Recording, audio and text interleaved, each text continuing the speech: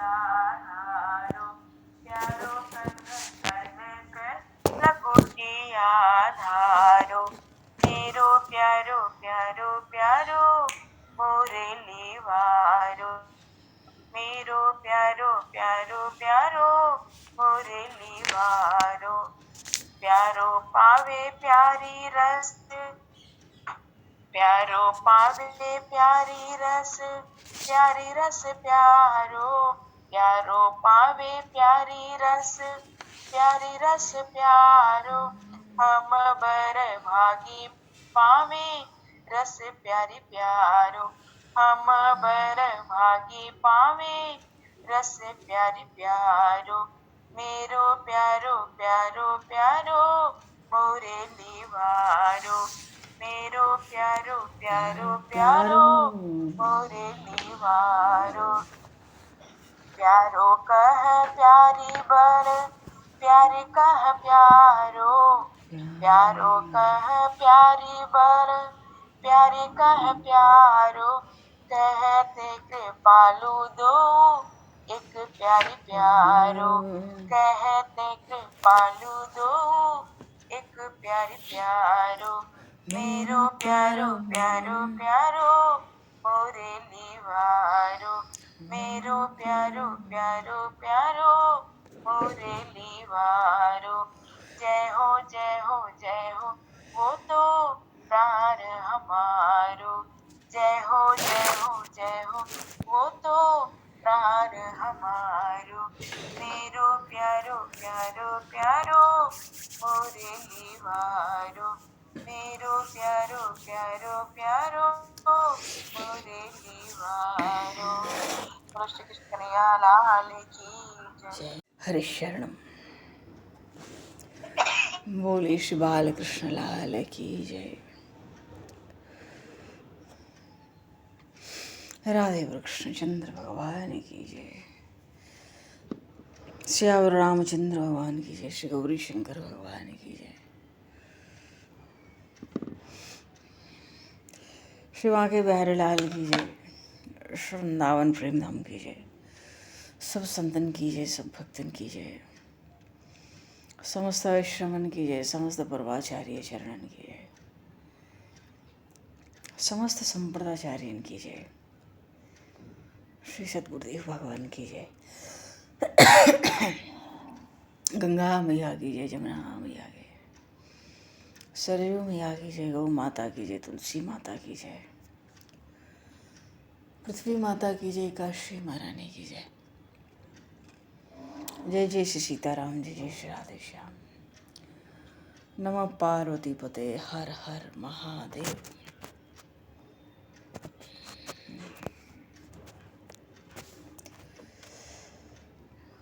अनंत कोटि ब्रह्मांड नायक सर्वेश्वर पूर्ण परत्र ब्रह्म असंख्य कल्याण गुणमंडले भक्तवांक्षा कल्पतरु शरणागत वत्सल भक्तवत्सल दीनबंधु दयासिंधु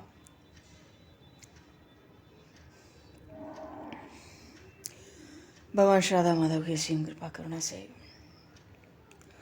शरण जी महाराज की परम पावन भावों सन्निधि में, महापुरुषों की भावमय उपस्थिति में एवं आप सभी श्रद्धालु भक्त वैष्णवों की मंगल सन्निधि में मानव जीवन का सर्वोत्कृष्ट फल भगवत गुणगान, भगवत स्मरण का आनंद हम सभी भगवान श्री कृष्ण की बाल लीलाओं के माध्यम से प्राप्त करने जा रहे।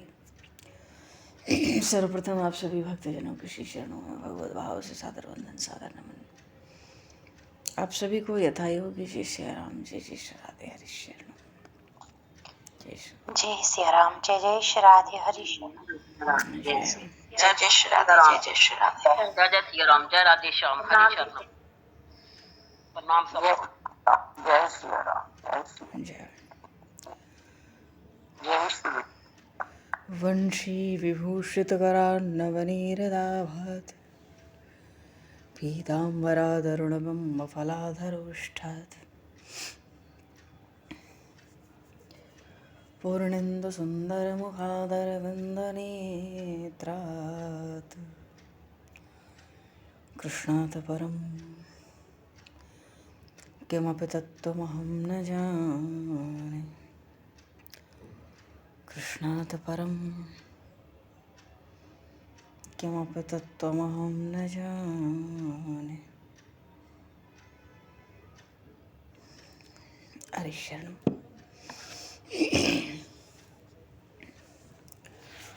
पूर्व प्रसंग में भगवान ने कालिया का मर्दन किया और जिस समय उस महाकदम्ब वृक्ष से उस कालिया के मर्दन के लिए भगवान श्री कृष्ण कूदे थे, कूदने के समय उस पल में श्री नंदनंदन ने ताल ठोंकी है।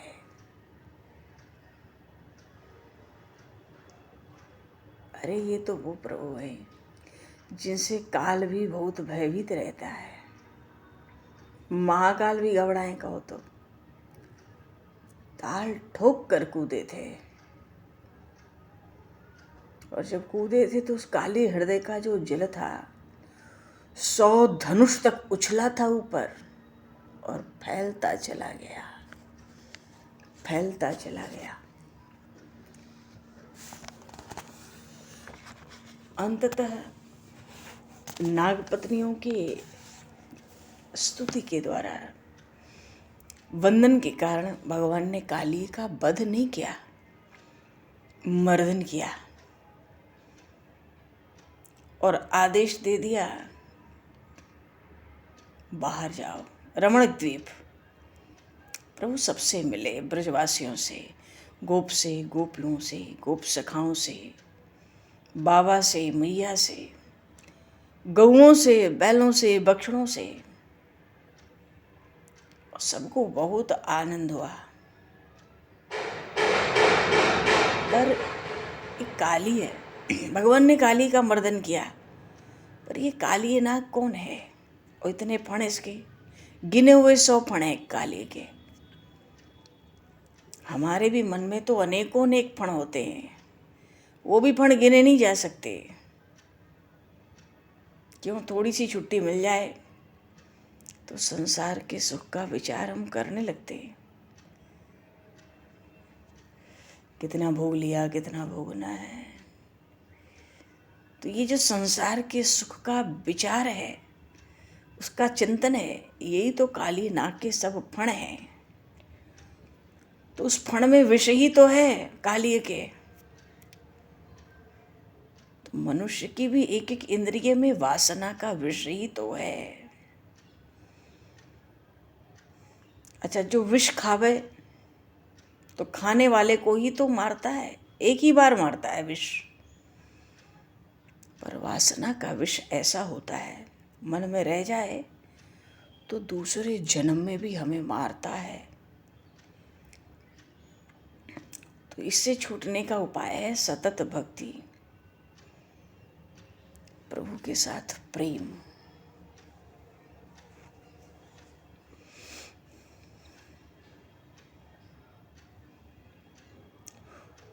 तो हमारे इंद्रियों में जो वासना का विष है वो ऐसे ही बाहर निकल सकता है।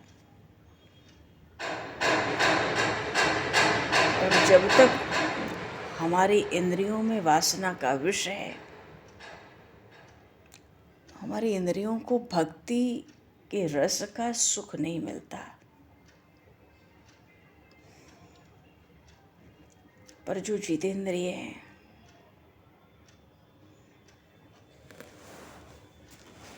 जो जितेंद्रिय हैं,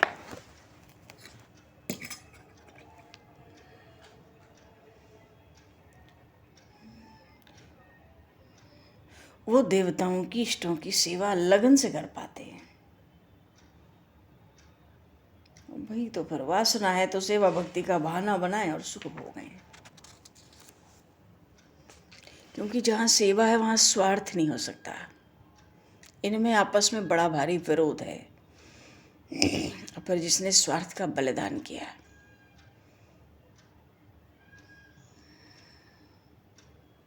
अब जहाँ मन में इच्छा रहे कि संसार में हमारा आदर होवे तो मन अशांत रहेगा।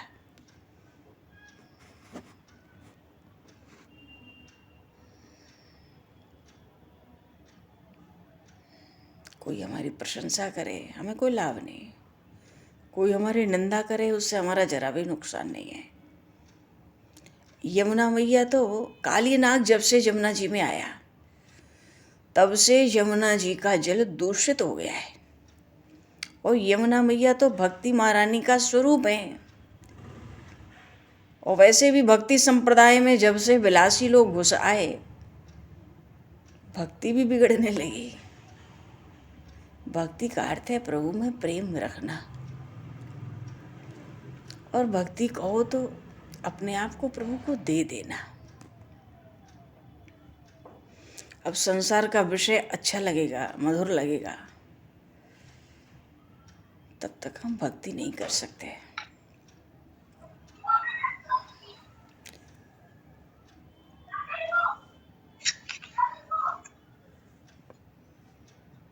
तब तक हम भक्ति नहीं कर सकते।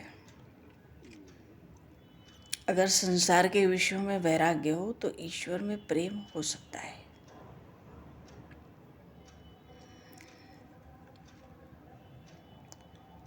अब जहाँ भक्ति का आनंद मिल गया हो, जीवन अलग हो जाता है। और भक्ति हो, ज्ञान वैराग्य ना हो तो भक्ति भी रोती है। अब भक्ति संप्रदाय में जितने भी आचार्य हुए, भगवान श्री माधवाचार्य स्वामी, भगवान श्री रामानुजाचार्य जी महाराज, भगवान श्री वल्लभाचार्य जी महाराज आदि आदि, इन सब में हम देखें, इनके चरित्रों में तो ज्ञान वैराग्य भक्ति तीनों की परिपूर्णता है। तभी तो भक्ति मार्ग की स्थापना करने में सफल हुए।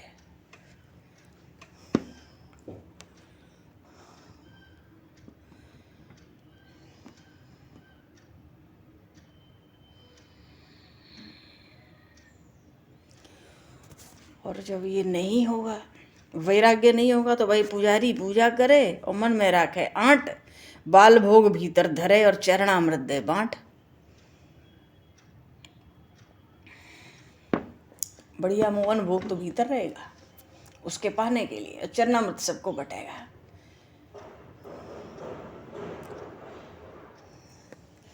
अच्छा, भगवान प्रसाद पाते हैं तो गरीबों के मुख से, ब्राह्मणों के मुख से, साधुओं के मुख से, और भगवान के तो 1000 मुख हैं। तो कभी भी अकेले खाना भी नहीं चाहिए, बांट के ही खाना चाहिए। अब इंद्रियों को सुख मिले तो बस वही बड़ा भारी दुख है। तो इंद्रियों में अगर वासना का विष है, काली के फण ही उसके विष हैं,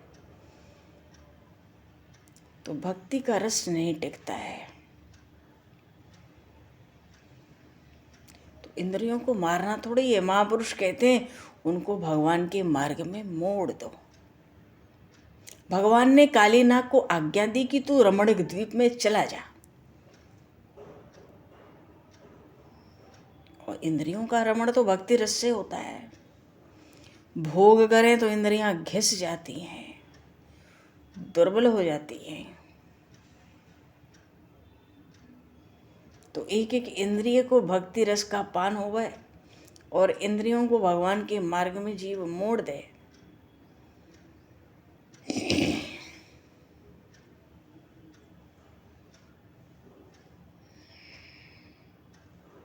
महापुरुषों ने तो ये भी कहा, जिसको भगवान के चरणों तक पहुंचना है उसको अधिक उपकार परोपकार के झंझट में नहीं पड़ना चाहिए।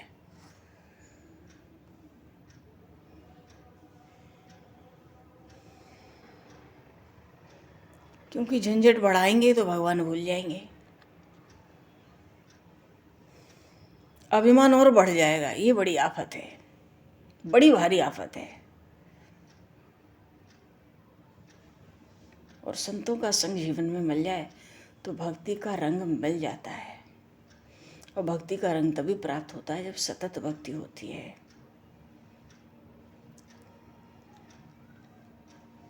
अच्छा चलो, बात है कि काली का भगवान ने मर्दन किया और रात्रि में, क्योंकि संध्या होने वाली थी, जाना दूर था, सब दौड़ दौड़ के काली हृदय तक आ गए थे। कन्हैयालाल के चरण चिन्हों को देख देख कर ब्रज के पहली बार ऐसे भीषण अपशकुन एक साथ हो रहे हैं, उनको देखकर घबरा कर भाग आए थे। तो सनन जी ने कहा, भैया अब तो सब अपने छींके उठा लाओ, आज छोटे छोटे गो बालकों ने भोजन किया ही नहीं ठीक से, तो छींके सबके लगभग भरे पड़े हैं। तो रोहिणी माता ने सबके छींके उठवा लिए और सबको भोजन कराया, गायों को वहीं दूह लिया, वहीं भूमि पर ही तृण पत्ते बिछा लिए और विश्राम किया उसी महाकदम वृक्ष के पास। और उस महाकदम वृक्ष पे कौन था? गरुण जी। गरुण जी विराज रहे। तो सो गए रात्रि में सब, पर सबसे पहले निद्रा किसकी भंग हुई? रात्रि में सब सो गए, निद्रा सबसे पहले भंग हुई गरुण जी महाराज की। बोलिए श्री गरुण जी महाराज की जय। तो गरुण जी महाराज, जो शुक का सामान्य स्वर होता है तोते का, उसमें चिल्लाना धीरे धीरे शुरू किया। तो गायें उठ गईं, बैल उठ गए, बछड़े उठ गए, शीघ्र उठ गए।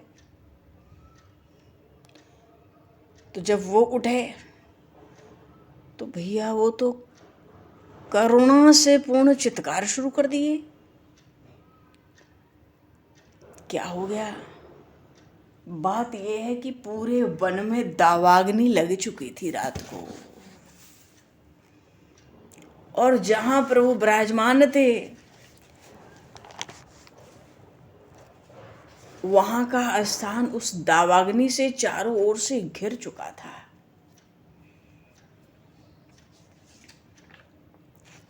गरुण जी ने थोड़ा स्वर प्रकट किया शुक के रूप में, तो करुण चित्कार होने लगी।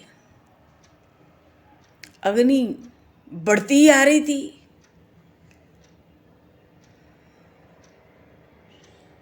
अब ये तो पीछे पता पड़ा कि जो आंगिरस अग्नि है वो सेवा करने आया था। बात यह है, कालिए के विष से जो वायु दूषित हो गई थी, वो दूषित वायु लगने से जो वहां के तृण थे, वृक्ष थे, सब दूषित हो गए थे। अग्निदेव चाहते थे कि इन सब को भस्म करके वन को पवित्र और निर्दोष बना दिया जाए। यही उद्देश्य था अग्निदेव का। इसलिए वे बहुत धीरे मध्य में जो केंद्र था उसकी ओर आ रहे थे। पर भैया पशु तो क्रंदन करने लगे ना।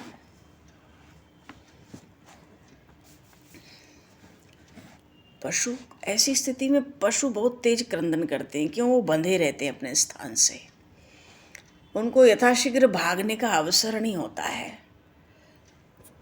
अब पशुओं का क्रंदन सुन के सब गोप गोपियां जग गए और सब बड़े भय से व्याकुल हो गए। और गरुण जी देख रहे हैं उसी महाकदम के वृक्ष से कि किसी को भी अपनी मृत्यु का भय नहीं था। सब श्याम सुंदर के लिए बड़े चिंतित हो उठे थे और सबने पुकारना शुरू कर दिया, अरे ओ राम, ओ महाबाहु राम, ओ कृष्ण, ओ गोविंद, ये अग्नि बड़ा आ रहा है, ये अग्नि हम सबको भस्म कर दे, इससे पहले कोई उपाय करो। क्यों? हम सब तुम्हारे हैं। हे श्याम सुंदर, हमें बचा लो। गोप गोपियां, गोप पालक पुकार रहे हैं। पर भैया ये क्या? गरुण जी तो सोच रहे हैं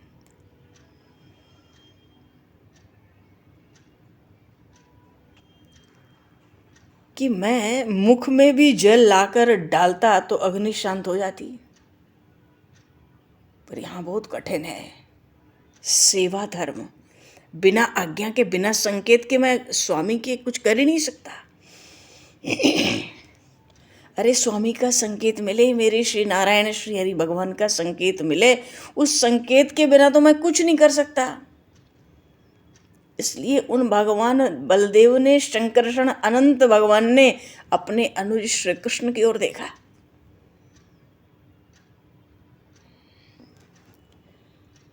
और जो बाल सखा है एकदम घबरा गए।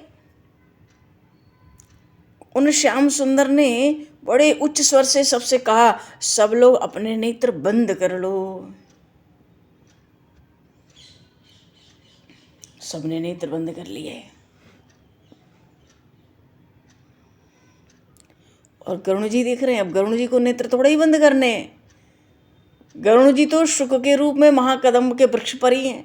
तो गरुण जी देखते हैं कि श्याम सुंदर ने बड़ी जोर की पुकार की तो सबने नेत्र बंद कर लिए। पर गरुण जी देख रहे हैं कि अरे दक्षिण हाथ का अपने दाहिने हाथ का संकेत किया, थोड़ा आगे आ गए, अपना मुख खोला और यज्ञ पुरुष बन गए। बोलिए श्री यज्ञ भगवान की जय। मानो अपना विराट स्वरूप धारण कर लिया। यज्ञ पुरुष होने का अर्थ है, यज्ञ में तो आहुति होती है, स्वाहा स्वाहा स्वाहा, और उन विराट पुरुष का जो मुख है वो तो अग्नि रूप है। अग्निदेव की सब लपटें उस मुख में समाती चली गई। मानो उन्होंने, उन श्याम सुंदर ने अपना विराट स्वरूप धारण कर सारी दावाग्नि का पान कर लिया। पल भर में संपूर्ण अग्नि अपने उस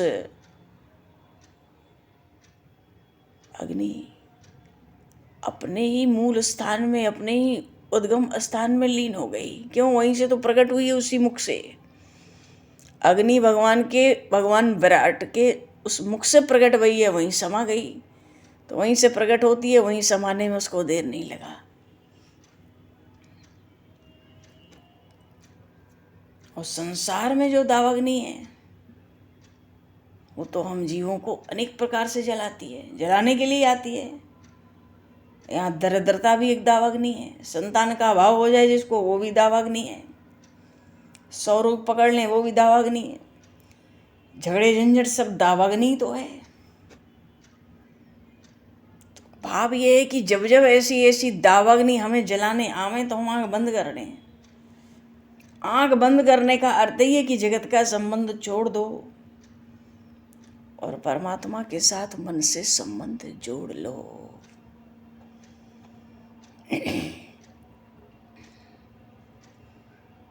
संसार के विषय, उन विषयों से भी हम अपनी आंख हटा लें और आंखों को हटाकर परमात्मा का स्मरण और कीर्तन करें। क्योंकि यदि जीव संसार का संबंध छोड़कर भगवान का स्मरण करने में लीन हो जाए तभी हम संसार की दावाग्नि से बच सकते हैं।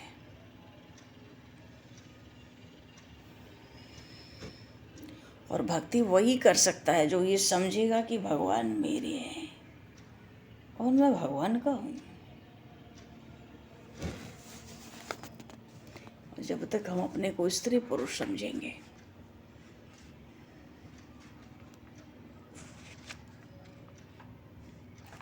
मानो जब तक विलास है तब तक हम अच्छी तरह भक्ति नहीं कर सकते। भक्ति का आरंभ होता ही तभी है जब भीतर ये दृढ़ विश्वास हो जाए, भाव दृढ़ हो जाए कि मैं भगवान का हूँ। और जब भक्ति बढ़ती है तभी अनुभव होने लगता है कि भगवान मेरे, परमात्मा मेरे है। भगवान ने दावाग्नि का पान कर लिया।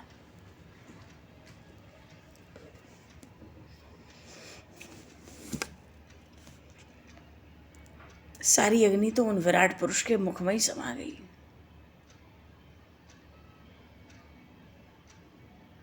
और जब प्रभु ने देखा अग्नि समाप्त तो बड़ी जोर से वो नंदनंदन पुकारते हैं, मैया मैया, मानो छोटे से बच्चे बन गए हो, मैया मैया, और दौड़कर मैया के पास चिपक गए जाके।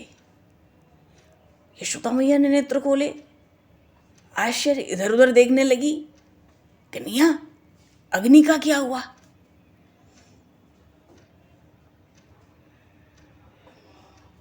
अपने भोले, बड़े भोलेपन से उधर अपनी छोटी छोटी पतली पतली उंगलियां दिखाकर संकेत करते हैं, मैया वो तो भाग गया, देख देख देख देख वो भागा जा रहा है, भागा जा रहा है, भागा जा रहा है। क्यों? अग्नि गई तो भाई अरुणोदय की तरह तो लालिमा का प्रकाश रहता है, पीछे धीरे धीरे वो भी समाप्त हो जाता है। देख मैया वो तो भाग गया, उधर उधर उधर उधर, सबने नेत्र खोल लिए। ऐसी भगवान का प्रभाव, ऐसी भारी भगवान की महिमा, और इनका ऐश्वर्य क्या पूछना है। और जब सबने नेत्र खोल लिए तो फिर क्या पूछना है।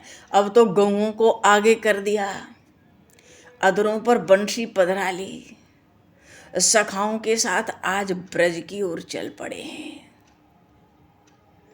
बोलिए श्री नंद नंदन श्याम सुंदर भगवान की।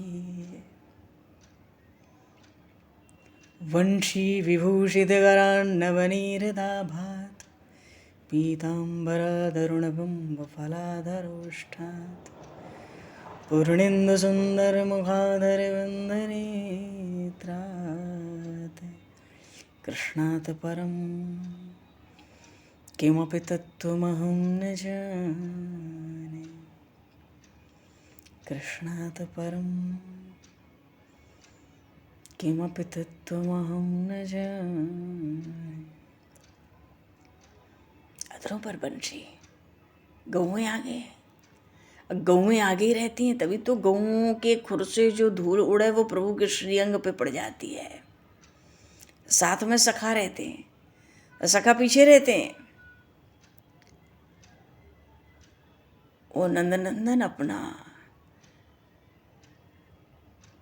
दाऊ जी के कंधे पर अपना बायां हाथ रख के दाहिने हाथ से बंशी बजाते चलते हैं। गोप गोपियां, छोटी छोटी लालियां बहुत प्रसन्न हैं। क्यों? अरे आज उनके ये गोपाल सारा दिन, मानो पूरा दिन भर ही उनके बीच में रहे, और अब रहेंगे। और उधर गरुण जी शुक बने हैं, शुक। इन्होंने थोड़ी सी आवाज की थी, हल्की सी, तभी तो वो गौएं और बैल बछड़े सबसे पहले उठे थे। उठते ही अग्नि देख के करुण चित्कार करने लगे थे। गरुण जी देखे वही सब तो जा रहे हैं, शुक बने, ये भी साथ साथ चल सकते हैं ना। पर आज उनको लगता है गौरैया बनने में ज्यादा सुविधा है, क्योंकि अगर गौरैया बन जाए तब तो अपने स्वामी के अधिक निकट रह सकते हैं। क्योंकि गरुण जी का तो पद ही ऐसा है, प्रभु के चरणों के पास ही रहते हैं। कहाँ दूर होते हैं वो अपने स्वामी से, वो दूर नहीं होते। तो गरुण जी का ब्रज में कोई एक रूप नहीं है, कई रूप ब्रज में, जिससे अपने स्वामी की अधिक से अधिक सन्निधि प्राप्त हो जाए। वो अपने रूप बदलते रहते हैं।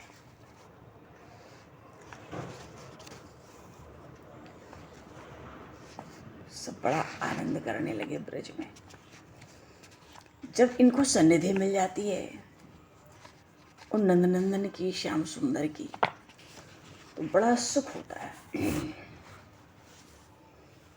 इससे ज्यादा सुख उन ब्रजवासियों को और क्या हो सकता है। श्रीमद् भागवत में कहा कि भगवान श्री कृष्ण ही स्वयं भगवान है। कृष्णस्तु भगवान स्वयं, वो श्री कृष्ण ही परमात्मा है, वो श्री कृष्ण ही पर ब्रह्म है। अनंत ऐश्वर्य, अनंत वीर्य, अनंत यश, अनंत श्री लक्ष्मी, अनंत ज्ञान, अनंत वैराग्य। तो ये 6 भग जिसमें स्वरूप भूत हो, नित्य वर्तमान हो, वही तो भगवान है। तो ज्ञान, शक्ति, बल, ऐश्वर्य, वीर्य, तेज, इनका नाम तो भग है, पर ये सभी अनंत रूप से जिसमें हैं वही तो भगवान है। इसीलिए तो परमात्मा का नाम भगवान हुआ। और ये समस्त गुण भगवान श्री कृष्ण में नित्य निरंतर स्वरूप से विद्यमान रहते हैं। इसलिए भगवान श्री कृष्ण का जो श्री विग्रह है, नित्य सच्चिदानंद घन श्री कृष्ण स्वरूप ही है।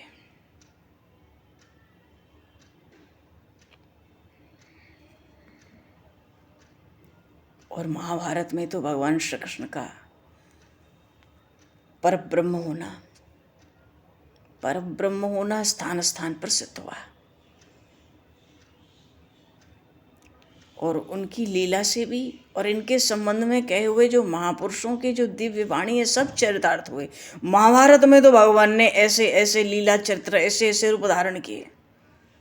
अरे महाभारत के महानायक श्री कृष्ण ही तो हैं। कहाँ तो सच्चिदानंद घन परमात्मा और कहाँ संपूर्ण प्रेम के अमृत सिंधु सबकी आत्मा परा तो पर ब्रह्म। ऐसे कैसे? अरे चारों ओर दावाग्नि थी, सबके नेत्र बनाए बंद कराए और विराट स्वरूप धारण करके मुख में अग्नि का पान कर लिया। तो परात पर ब्रह्म है ये नंदनंदन।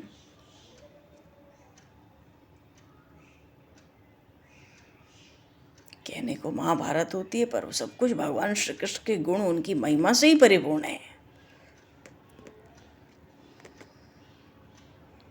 भगवान व्यास हों या मार्कंडेय मुनि हों, देवर्षि नारद हों या महर्षि अंगरा हों, महर्षि भृगु, सनत कुमार, असित, देवल, परशुराम जी, भगवान ब्रह्मा, पितामह, सबके द्वारा इन श्री कृष्ण भगवान का ही तो ऐश्वर्य, इनकी महिमा जगह जगह पे बड़े विस्तार से गाई गई है।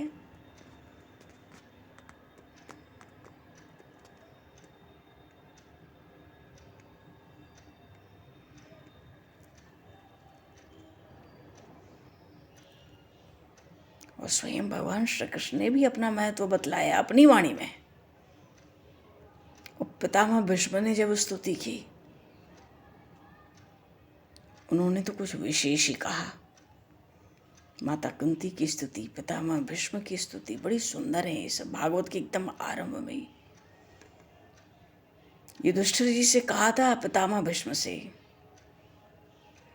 युधिष्ठिर जी से कहा था पितामह भीष्म ने कि श्री कृष्ण भगवान है सर्वलोक में,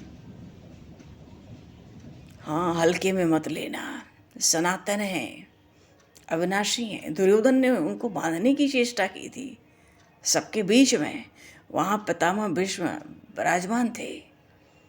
अरे ये अविनाशी है, नित्य है, शाश्वत हैं, समस्त ब्रह्मांडों को ये धारण करने वाले हैं, अचल हैं, इनको कोई क्या चलाए मन करेगा। चराचर सबके गुरु हैं ये भगवान श्री हरि। तीनों लोग धारण कर रखे हैं 14 भुवन। ये ही विजयी हैं, ये ही योद्धा हैं, सबके कारण परमेश्वर भी यही है।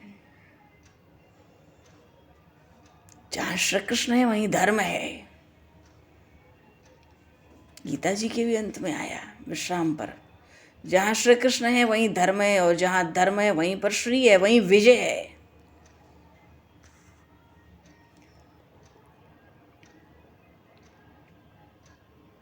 युधिष्ठिर जी से कहा था पितामह ने कि ये जो वसुदेव नंदन तुम वासुदेव समझते हो ना, ये श्री कृष्ण यथार्थ में सर्वश्रेष्ठ हैं। इतना ही नहीं, सब देवताओं के परम आराध्य हैं। ये जो कमल नयन है श्री कृष्ण ये परम श्रेष्ठ हैं। और फिर इनके अतिरिक्त कोई है भी तो नहीं। क्यों? सर्वभूत में कण कण में व्याप्त हैं, सबकी आत्मा है, तभी तो परम पुरुषोत्तम है। यो मामेवं सम्मूढ़ो जानाति पुरुषोत्तमम्, यो मामेवं सम्मूढ़ो जानाति पुरुषोत्तमम्, स सर्वविद भजति माम सर्वभावेन भारत।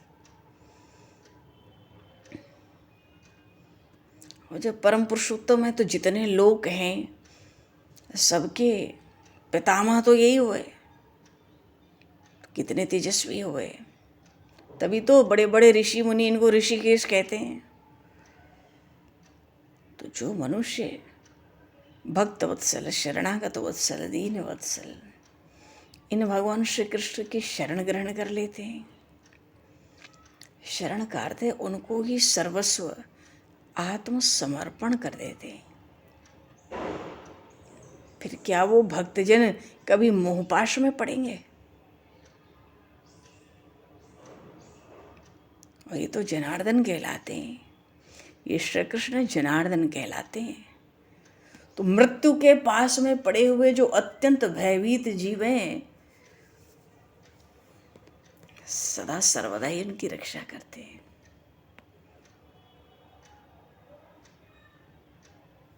भगवान ही सत्य हैं, यही ऋतुराज हैं, यही पावन हैं, पवित्र हैं।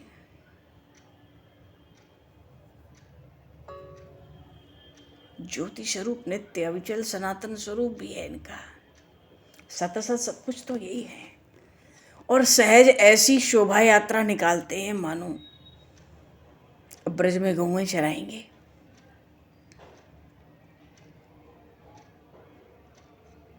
सबको आनंद आ रहा है। सारा दिन कन्हैया के साथ रहने को मिलेगा। क्यों, आज रात्रि में भी कन्हैया के साथ थे।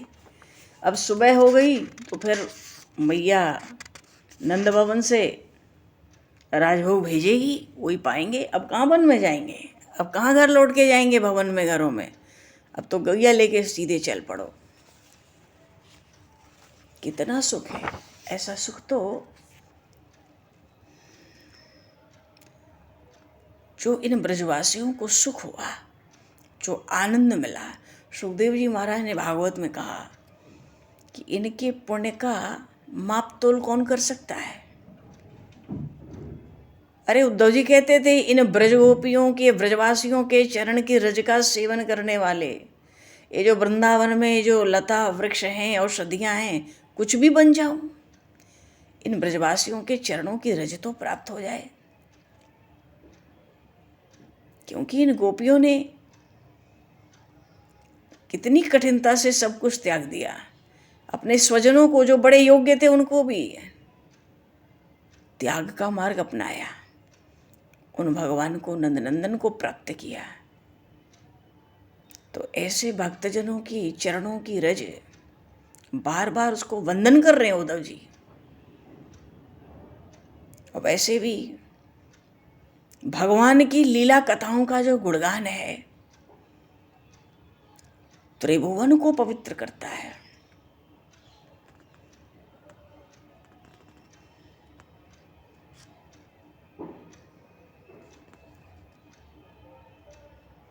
और उन नंदनंदन का, श्याम सुंदर का जो बाल सौंदर्य है और उसकी जो मोहिनी शक्ति है, अरे श्री कृष्ण का तो अर्थ ही है जो आकर्षण करे। तो भगवान की रूप माधुरी सौंदर्य का की जो मोहिनी शक्ति है, मानो जादू, उस मोहिनी शक्ति से बचने के लिए श्री नंद बाबा की गली में जाने से रसिकों ने मना किया। भाई कोई गुजरे तो नंद बाबा की गली से मत चाहिए, नंद भवन की। बटाऊ वह मग तय मत जइयो। क्यों मत जइयो? गली भवावन भारी, जामे सबरो माल लुटइयो। अगर उस गली में जाओगे तो बड़ी भयानक गली है, सब लूट लिया जाएगा तुम्हारा। ठाड़ो तहाँ तमाल नील, एक छैल छबीलो छैयो।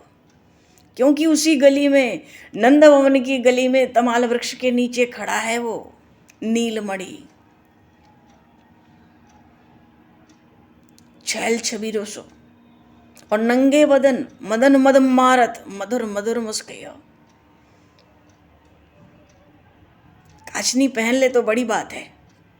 अब तो पहनते हैं जब से बछड़ों को चराने लगे, और नहीं तो मैया ने काचनी पहराई, बाहर आके किसी भी लता वृक्ष पर लटका दिया। जब मैया देखेगी, डांटेगी, आंख दिखाएगी तो फिर काचनी बांध लेंगे।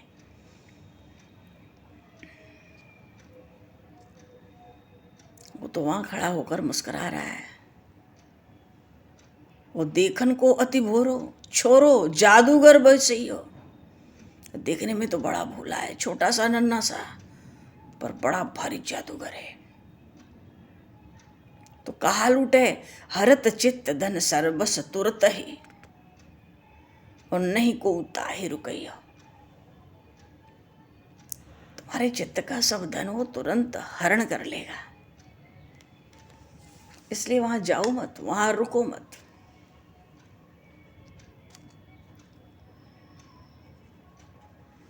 ब्रजवासी तो दिन रात प्रेम भरे हृदय से गदगद वाणी से भगवान का नाम गुणगान किया करते रहते हैं। तो इन ब्रजवासियों के चरणों की रज की महिमा, इन ब्रजवासियों के जीवन को धन्य धन्य है, जहाँ भगवान ने अवतार लेकर प्रागट्य करके अपना ऐसी मधुर मधुर लीलाएं की। दुष्टों का, दैत्यों का तो संहार किया ही, और वो तो कंस सहज ही भेजता है।